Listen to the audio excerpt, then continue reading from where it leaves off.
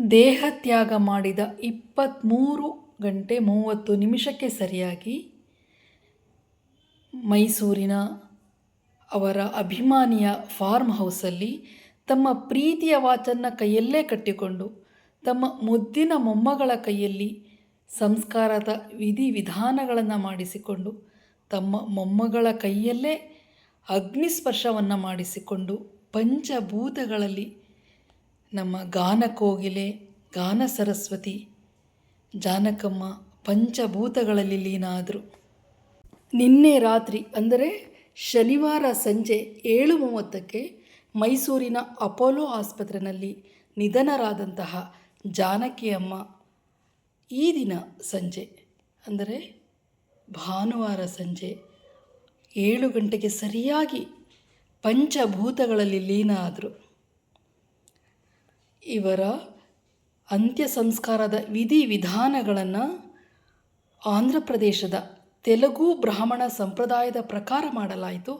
ಆದರೆ ಒಂದು ವಿಶೇಷತೆ ಅಂತ ಹೇಳಿದ್ರೆ ಜಾನಕಮ್ಮನ ಮೊಮ್ಮಗಳು ಅವರ ಮಗ ಮುರಳೀಕೃಷ್ಣರ ಮಗಳು ಈ ಒಂದು ವಿಧಿವಿಧಾನವನ್ನು ನಡೆಸಿದ್ದು ಬಹಳ ವಿಶೇಷ ಹಾಗೂ ಅಪರೂಪ ಅನ್ನಿಸ್ತು. ಯಾಕೆ ಅಂತ ಹೇಳಿದ್ರೆ ಯಾವುದೇ ಸಾವಿನ ವಿಧಾನ ಸಂಸ್ಕಾರಗಳನ್ನು ಗಂಡು ಮಕ್ಕಳು ಮಾಡುವ ಸಂಪ್ರದಾಯ ನಮ್ಮ ಭಾರತದಲ್ಲಿ ಇದೆ. ಅಂತಹುದರಲ್ಲಿ ಜಾನಕಮ್ಮನ ವಿಧಾನ ಸಂಸ್ಕಾರವನ್ನು ಅವರ ಮೊಮ್ಮಗಳು ನಡೆಸಿಕೊಟ್ಟಿದ್ದು ಬಹಳ ವಿಶೇಷವಾಗಿತ್ತು. ಜಾನಕಮ್ಮನವರ ಈ ಅಂತ್ಯ ಸಂಸ್ಕಾರಕ್ಕೆ ಜಾತಿ ಧರ್ಮ ಭೇದವಿಲ್ಲದೆ ಎಲ್ಲ ಧರ್ಮದ ಜನಾಂಗದವರು ಸಹ ಬಂದಿದ್ದು ಒಂದು ವಿಶೇಷತೆ. ಜೊತೆಗೆ ದೇಶದ ಎಲ್ಲ ರಾಜ್ಯಗಳಿಂದಲೂ ಸಹ ಅಮ್ಮನ ಸಂಸ್ಕಾರಕ್ಕೆ ಅಮ್ಮನ ಅಭಿಮಾನಿಗಳು ಅಳುತ್ತಾ ಬಂದಿದ್ದು ಬಹಳ ವಿಷಾದ ಅನ್ನಿಸ್ತು. ಎಲ್ಲ ರಾಜ್ಯಗಳಿಂದಲೂ ಸಹ ಅಮ್ಮನ ಅಭಿಮಾನಿಗಳು ಬಂದರು. ಜಾನಕಮ್ಮನವರ ಅಂತಿಮ ಸಂಸ್ಕಾರಕ್ಕೆ ಮೌಲ್ವಿಗಳು, ಪಾದ್ರಿಗಳು, ಜೊತೆಗೆ ರಾಜಕೀಯ ಧುರೀಣರುಗಳು, ಚಿತ್ರರಂಗದ ನಟ ನಟಿ ಹಾಗೂ ತಾಂತ್ರಿಕ ವರ್ಗದವರು, ಗಾಯಕರು ಗಾಯಕಿಯರು ಎಲ್ಲರೂ ಸಾಕ್ಷಿಯಾಗಿದ್ದರು. ರಾಜ್ಯದ ದೇಶದ ಮೂಲೆ ಮೂಲೆಗಳಿಂದ ಅಮ್ಮನ ಅಭಿಮಾನಿಗಳು ಓಡೋಡಿ ಬಂದಿದ್ದು, ಇಲ್ಲಿ ಅಮ್ಮನ ಮುಂದೆ ಅವರಿಗೆ ನಮಸ್ಕರಿಸಿ ಕಣ್ಣೀರು ಹಾಕಿದ್ದು ಒಂದು ರೀತಿಯ ವಿಷಾದನೀಯ ಅನ್ನಿಸ್ತು. ಪ್ರತಿಯೊಬ್ಬ ಗಣ್ಯರು ವಿಶೇಷ ವ್ಯಕ್ತಿಗಳು ಸಹ ಹೂಗುಚ್ಛಗಳನ್ನು ಅಮ್ಮನ ಒಂದು ಪಾದದ ಅಡಿಯಲ್ಲಿಟ್ಟು ಅವರಿಗೆ ನಮಸ್ಕರಿಸಿ ಹೋಗ್ತಾ ಇದ್ದಿದ್ದು ಒಂದು ಅಮ್ಮನಿಗೆ ಗೌರವ ಸಲ್ಲಿಕೆಯಾಯಿತು ಅಂತ ಹೇಳ್ಬೋದು.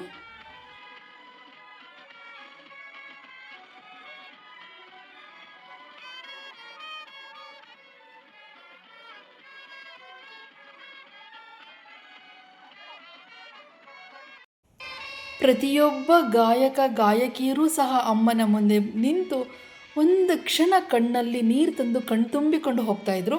ಅದಕ್ಕೆ ಕಾರಣ ಇಷ್ಟೇ, ಅಮ್ಮ 60 ದಶಕಗಳ ಹಿಂದೆ ಬಂದಂಥವರು. ಈಗಿನ ಗಾಯಕ ಗಾಯಕಿಯರು ಏನಕ್ಕಾಗಿ ಅವರ ಮುಂದೆ ಕಣ್ಣೀರು ಹಾಕ್ತಾ ಇದ್ದಾರೆ ಅಂತ ಹೇಳಿದ್ರೆ ಪ್ರತಿಯೊಬ್ಬ ಗಾಯಕಿಯರಿಗೂ ಸ್ಫೂರ್ತಿ ಜಾನಕಿಯಮ್ಮ. ಜೊತೆಗೆ ಜಾನಕಿಯಮ್ಮನೇ ಒಂದು ಗಾನ ಸರಸ್ವತಿ ರೀತಿಯಲ್ಲಿ ಚಿತ್ರರಂಗದಲ್ಲಿ ಆಗಿದ್ದರು. ಪ್ರತಿಯೊಬ್ಬ ಗಾಯಕ ಗಾಯಕಿಯರೂ ಸಹ ಜಾನಕಿ ಅಮ್ಮನನ್ನು ದೇವತೆಯಾಗಿ ಸಾಕ್ಷಾತ್ ಸರಸ್ವತಿಯ ಸ್ವರೂಪಿಣಿಯಾಗಿ ನೋಡ್ತಾ ಇದ್ರು. SP ಬಾಲಸುಬ್ರಹ್ಮಣ್ಯಂನಿಂದ ಹಿಡಿದು ಹಂಸಲೇಖರವರಿಂದ ಹಿಡಿದು ಇಂದಿನ ಯುವ ಪೀಳಿಗೆಯ ಗಾಯಕ ಗಾಯಕಿಯರೂ ಸಹ ಸಾಕ್ಷಾತ್ ಸರಸ್ವತಿ ಪುತ್ರಿ ಅಥವಾ ಸಾಕ್ಷಾತ್ ಸರಸ್ವತಿನೇ ಜಾನಕಿಯಮ್ಮ ಅಂದ್ಕೊಂಡಿದ್ರು. ಆರಾಧ್ಯ ದೇವತೆಯಾಗಿ ಜಾನಕಿಯಮ್ಮನನ್ನು ಸ್ಮರಿಸ್ತಾ ಇದ್ರು, ಆರಾಧಿಸ್ತಾ ಇದ್ರು. ಇದು ಜಾನಕಿಯಮ್ಮನ ವ್ಯಕ್ತಿತ್ವದ ಗಾಯನದ ವಿಶೇಷತೆ ಅಂತ ಹೇಳಬಹುದು. ನಮ್ಮ ಭಾರತದ ಹೆಮ್ಮೆಯ ಪುತ್ರಿ ಜಾನಕಮ್ಮನಿಗಾಗಿ ಅವರ ಅಂತಿಮ ವಿಧಾನಕ್ಕೆ ಸರಕಾರದಿಂದ ಗೌರವ ಸಲ್ಲಿಕೆಯನ್ನು ಸಮರ್ಪಣೆ ಮಾಡಲಾಯಿತು. ಸರ್ಕಾರ ಗೌರವದ ವಿಧಿವಿಧಾನಗಳು ಸಹ ನೆರವೇರಿತು.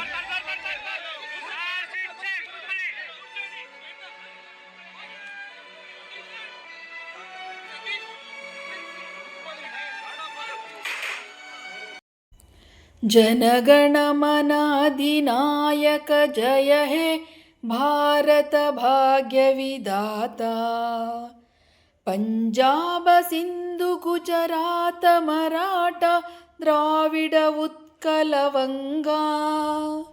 ವಿಂಧ್ಯ ಹಿಮಾಚಲ ಯಮುನಾ ಗಂಗಾ ಉಚ್ಚಲ ಜಲಧಿ ತರಂಗಾ. ತವ ಶುಭ ನಾಮೆ ಜಾಗೆ तव शुभाशिष मागे.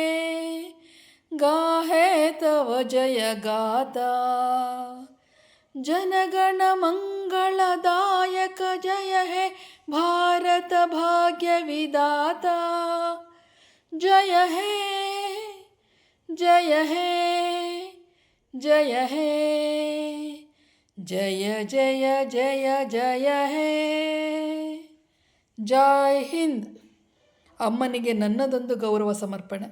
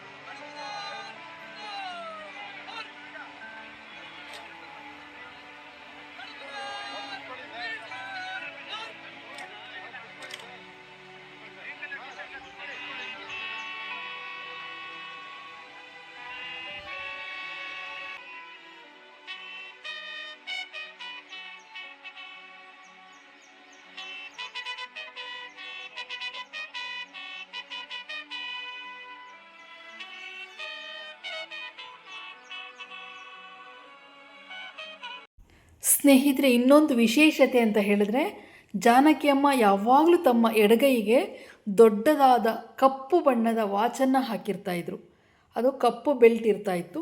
ಎಲ್ಲ ಫೋಟೋದಲ್ಲೂ ಅವ್ರ ಎಲ್ಲ ವಿಡಿಯೋದಲ್ಲೂ ಅವ್ರ ಎಡಗೈಯಲ್ಲಿ ವಾಚ್ ಇರ್ತಾಯಿತ್ತು. ಇವತ್ತು ಸಹ ಅವರ ಅಂತಿಮ ಯಾತ್ರೆಯಲ್ಲೂ ಸಹ ಆ ಎಡಗೈಯಲ್ಲಿ ಆ ವಾಚ್ ಸಮೇತ ಅವರು ಒಂದು ಅಂತಿಮ ಪ್ರಯಾಣವನ್ನು ಮಾಡಿದ್ರು. ಆ ವಾಚನ್ನು ಅವ್ರ ಕೈಯಿಂದ ತೆಗಿಲೇ ಇಲ್ಲ, ಹಾಗೆ ಬಿಟ್ಟಿದ್ರು. ಅದು ಒಂದು ಖುಷಿ ಆಯಿತು. ಏಕೆಂದರೆ ಅಮ್ಮನ ಕೈಯಲ್ಲಿ ಸದಾ ಇರ್ತಾ ಇದ್ದಂತಹ ವಾಚು ಅವರೊಟ್ಟಿಗೆ ಹೋಯಿತು. ಇಲ್ಲಿ ಈಗ ಅವರ ಮೊಮ್ಮಗಳು, ಅವರ ಮಗ ಮುರಳೀಕೃಷ್ಣ ಅವರ ಮಗಳು ಇಲ್ಲಿ ವಿಧಿವಿಧಾನವನ್ನು ನಡೆಸ್ಕೊಡ್ತಾ ಇದ್ದಾಳೆ.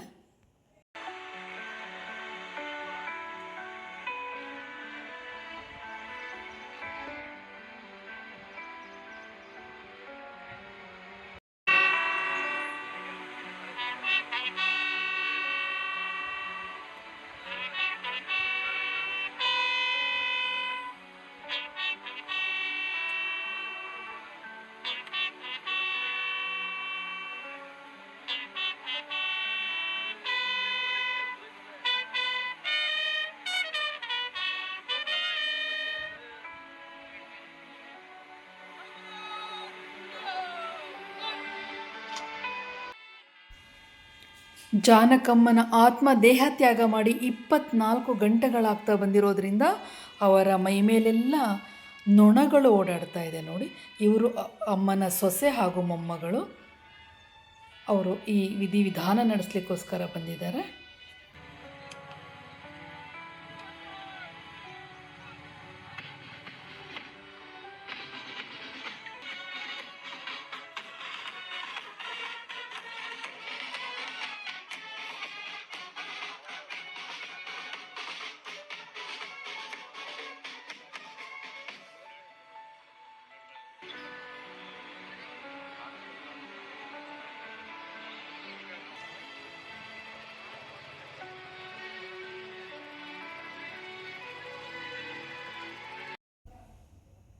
ಬ್ರಹ್ಮಾಂಡ ಗುರೂಜಿ, ಸಂತೋಷ್ ಗುರೂಜಿ, ಇನ್ನು ಮುಂತಾದ ಗುರುಗಳು ಬಂದು ಅಮ್ಮನಿಗೆ ಬಟ್ಟೆಯನ್ನು ಹೊದಿಸಿ ಎಳ್ಳು ನೀರನ್ನು ಬಿಟ್ಟು ಸಾಂಪ್ರದಾಯಿಕವಾಗಿ ಅಮ್ಮನನ್ನು ಗೌರವಿಸಿದರು.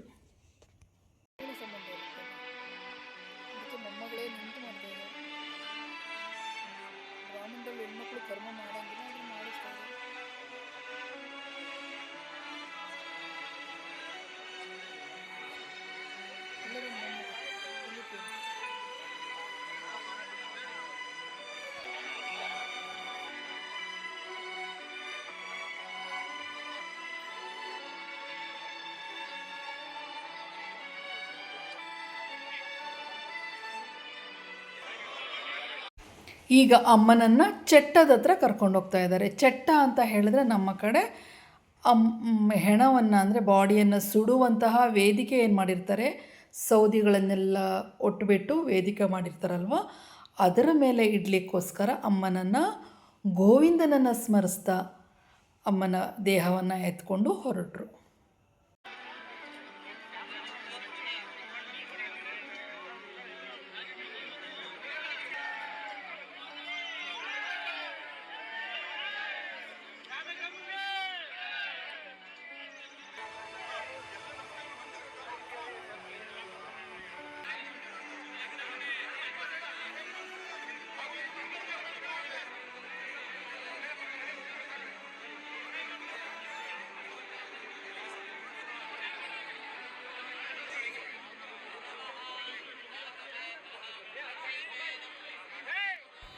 ಮೊಮ್ಮಗಳ ಕೈಯಿಂದ ಅಮ್ಮನಿಗೆ ಅಗ್ನಿಸ್ಪರ್ಶವನ್ನು ಮಾಡಿಸಿದ್ರು. ಇದು ನನಗೆ ಎಸ್.ಎಲ್. ಭೈರಪ್ಪ ಅವರ ಕಾದಂಬರಿ ನೆನಪಾಗುತ್ತೆ. ಯಾವುದೇ ಸಂಪ್ರದಾಯಕ್ಕೆ, ಶಾಸ್ತ್ರಕ್ಕೆ ಹೋಮ ಹವನ ಮಾಡಲಿಕ್ಕೆ ಗಂಡೇ ಶ್ರೇಷ್ಠ ಅಂತ ಹೇಳಿ ವಾದಿಸ್ತಾ ಇದ್ದಂತಹ ಕಾಲದಲ್ಲಿ ಒಂದು ಹೆಣ್ಣಿಗೆ ದೀಕ್ಷೆಯನ್ನು ಕೊಟ್ಟು ಉಪನಯನವನ್ನು ಮಾಡಿ ಆಕೆಗೆ ಜನಿವಾರ ಹಾಕಿ ಹೋಮವನ್ನು ಮಾಡಿಸಿದಂತಹ ಒಂದು ಕಾದಂಬರಿ ನೆನಪಾಗುತ್ತೆ ನನಗೆ. ಅದೇ ರೀತಿ ಇಲ್ಲೂ ಸಹ ಗಂಡು ಮಕ್ಕಳು ಇಲ್ಲ ಅಂತ ಕಾರಣಕ್ಕಿರಬಹುದು ಅಥವಾ ಯಾವ ಕಾರಣಕ್ಕೂ ನಮಗೆ ಗೊತ್ತಿಲ್ಲ, ಅಮ್ಮನ ಮೊಮ್ಮಗಳ ಕೈಯಲ್ಲೇ ಅಗ್ನಿಸ್ಪರ್ಶವನ್ನು ಮಾಡಿಸಿ ಜೊತೆಗೆ ಮಡಕೆ ಒಡೆಯುವ ಕಾರ್ಯವನ್ನು ಸಹ ಅವರ ಮೊಮ್ಮಗಳ ಕೈಯಲ್ಲೇ ಮಾಡಿಸಿದ್ರು. ಇದೊಂದು ಇಲ್ಲಿ ವಿಶೇಷತೆಯಾಗಿ ಕಾಣಿಸ್ತು ನಮಗೆ.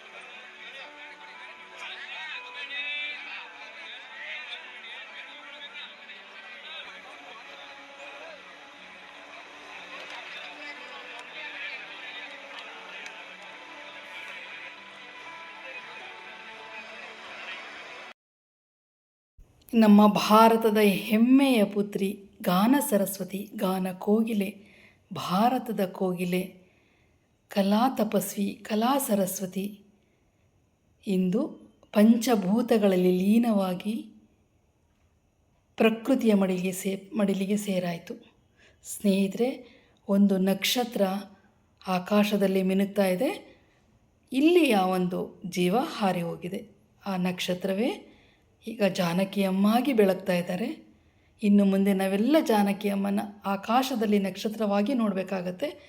ಅವರು ಈಗ ಪಂಚಭೂತಗಳಲ್ಲಿ ಲೀನ ಆಗಿ ಅಗ್ನಿಸ್ಪರ್ಶ ಹೊಂದಿ ಅಗ್ನಿ ಅವರನ್ನು ಆವರಿಸ್ಕೊಂಡು ಅವರನ್ನು ತನ್ನೊಳಗೆ